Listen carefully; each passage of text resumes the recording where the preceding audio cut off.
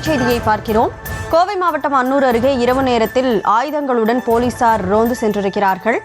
கொலை குற்றவாளி பதுங்கியிருப்பதாக கிடைத்த தகவலின் பேரில் ராமநாதபுரம் போலீசார் இப்படி தேடுதல் வேட்டையில் ஈடுபட்டிருக்கிறார்கள். கையில் ஆயுதங்களுடன் மப்டியில் சென்ற போலீசாரை கொள்ளையர்கள் என அப்பகுதிவாசிகள் பார்த்து பயந்திருக்கிறார்கள். தொடர்ந்து சிசிடிவி காட்சிகளை கொண்டு போலீசுக்கு பல்வேறு புகார்கள் பறந்த நிலையில் இது தொடர்பாக கோவில்பாளையம் போலீசார் விளக்கமளித்திருக்கிறார்கள். அது தொடர்பான காட்சிகளை பார்த்துக் கொண்டிருக்கிறோம். கூடுதல் விவரங்களோடு செய்தியாளர் கதிர் இணைப்பில் இருக்கிறார். கதிர், முழு விவரம் என்ன?